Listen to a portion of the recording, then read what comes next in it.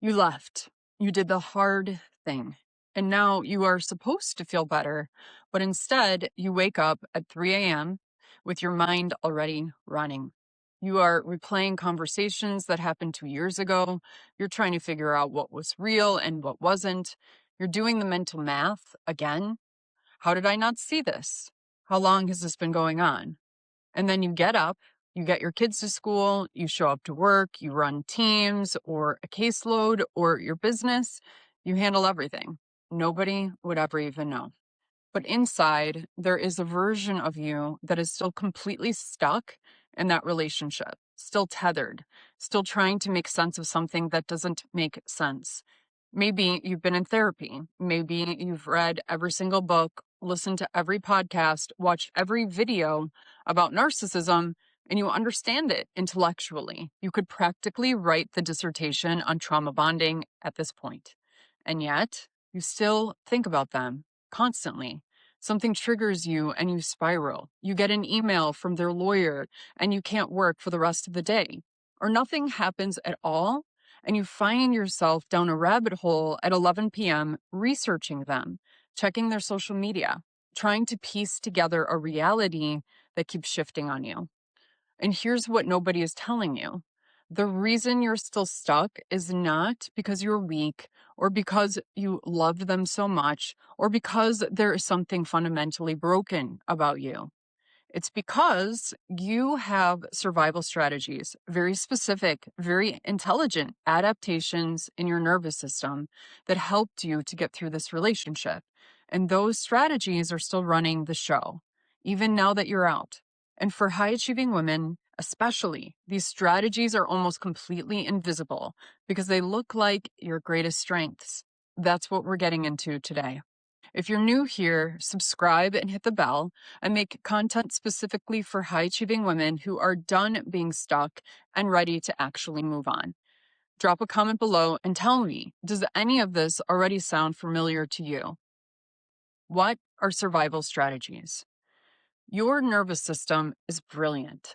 When you were in a relationship where you were being manipulated, lied to, gaslit, or emotionally destabilized, your body and your brain did exactly what they were adapted to do. They developed strategies to help you survive, function, and stay safe in an unsafe environment. These strategies aren't character flaws, they're not personality defects, they are intelligent responses to threat. The 5 core responses are fight, flight, freeze, fawn, and flop. And in a toxic relationship, these show up in ways that don't always look like what you'd expect. Fight can look like over researching, obsessing, trying to find the truth because control feels safer than uncertainty. Flight can look like throwing yourself into work, staying so busy you never have to sit with the feelings. Freeze looks like going blank in an argument or not being able to make decisions. Fawn is the one most high achievers know intimately. Overgiving, over-explaining, trying to manage their moods, making yourself smaller to keep the peace. And flop is that complete collapse, the days where you literally cannot function. Here's the critical piece. These strategies don't automatically turn off when the relationship ends. They are now wired into your nervous system and they will continue to activate, especially when you're under stress. Why high achievers can't see them. This is where it gets really specific to you. High achieving women are exceptionally good at functioning through pain. You've probably been doing it your entire life. You perform at a high level. You get things done.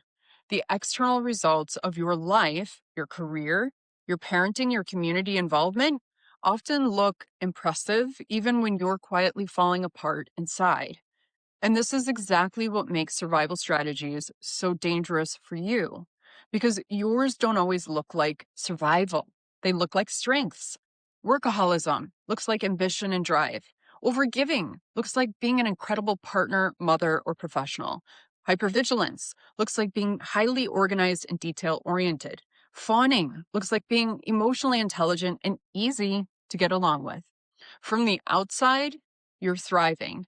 But inside, your nervous system is in a full-time state of management and control because that's what kept you safe in your relationship. That's how good these strategies are at hiding. Stress doesn't slow high achievers down, it speeds them up. And a nervous system that learned if I just work harder, achieve more, do more, fix more, I'll be okay, will keep activating that strategy long after the threat is gone. How they keep you attached. So, how do these strategies keep you emotionally and mentally connected to someone you've already left? The research and obsession spiral. Fight activation looks like needing to understand, needing the full truth, scrolling their social media, Googling narcissism at midnight, reading every article. This feels productive, like you're solving something. But what's actually happening is your nervous system is scanning for a threat. It's still in the relationship, still trying to manage it, still trying to get ahead of the next thing they might do. The overfunctioning trap. Flight and freeze activation for high achievers often looks like pouring everything into your work, your children, your health, a new project, anything that keeps you moving. And this works for a while until it doesn't, until you're sitting alone on a Saturday and there's nothing left to do and the rumination floods in. The urgency without discernment. One of the clearest signs a survival strategy has been activated is a sudden, overwhelming sense that something must be done right now.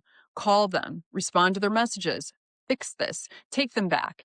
You don't know why. It just feels urgent. And that urgency is not intuition, it is a survival strategy. Real clarity comes with spaciousness. Survival comes with panic. The fawn hangover. Many high achieving women spent years in the relationship being the one who fixed things, over explained, over apologized, managed their moods and emotions. When the relationship ends, that pattern doesn't just disappear, it gets redirected at yourself. Now you're over responsible for why you stayed, over analyzing everything you should have done differently, and essentially continuing to do to yourself what the relationship trained you to do. Chronically narrowed window of tolerance. After a toxic relationship, it takes less stress, less disruption, less sleep to tip you into a dysregulated state. Your system is more sensitized, and in that sensitized state, the survival strategies activate more quickly and more intensely, which means the tether to them gets pulled tighter every time you're under pressure. The high achiever and self-worth wound. There's one more layer that's specific to high achieving women, and I don't want to skip it. A lot of women I work with have a core wound around self worth, a deep, often unconscious belief that their value is tied to what they produce, what they achieve, how much they give. Maybe it came from a childhood where love and praise were connected to performance. Maybe it was reinforced by a culture that tells women their worth is contingent. Maybe it was decades of being told directly or indirectly that they weren't worth enough unless they were doing more. And then they get into a relationship with someone who exploited exactly that. A narcissistic or highly manipulative partner doesn't create this wound, but they find it, they use it, and they reinforce it every single day. Because a woman who believes she has to earn love will keep trying to earn it. She will keep giving more, doing more, tolerating more, because her nervous system has linked achievement and sacrifice with safety and belonging. So when the relationship ends, the survival strategy activates. Do more, work harder, prove your worth. And now you're not just stuck in the relationship, you are at risk for the same dynamic playing out at work, in friendships, and in the next relationship. Not because you're broken, because the strategy hasn't been addressed at the source. What actually helps? Here's what doesn't work. More research, more intellectual understanding, more thinking about it, more willpower, more distraction. You cannot think your way out of a nervous system response. You cannot research your way to safety. And you cannot use the same strategies that kept you in survival mode to get yourself out of it. What works is addressing this at the level of the body, which is where these survival strategies live. Specifically, understanding which survival strategies are most active in you right now, not in general, specifically in the moments when you spiral, when you freeze, when the urgency hits, when you cannot stop researching. What is your nervous system actually doing? Learning to recognize the activation before it takes over, because there is a window, brief but real, between the trigger and the behavior where the choice becomes possible. But you can only find that window if you know what activation feels like in your body.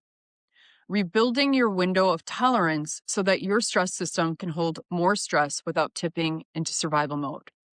This is body based work. It is not the same as talk therapy. It is not the same as finding the right insight. It is about teaching your nervous system a different kind of response.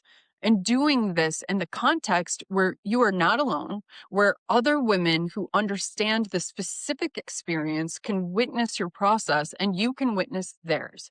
Because isolation is one of the things that keeps survival mode active. If you recognized yourself in any of this today, and I think that you did, here is what I want you to do next. I've created a free masterclass specifically for high achieving women called The Four Shifts.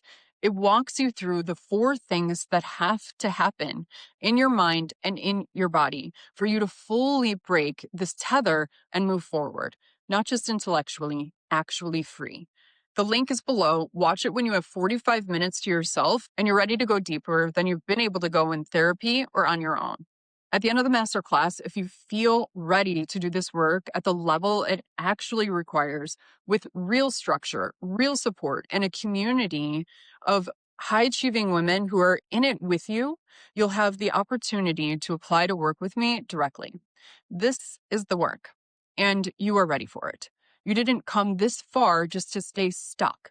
And the tools that you used to get you to this level are not going to be the tools that get you to the next. Subscribe if you haven't already. Leave a comment below and tell me which survival strategy you recognize most in yourself. The research spiral, the overfunctioning, the urgency, or something else. I read every single comment. I'll see you in the next video.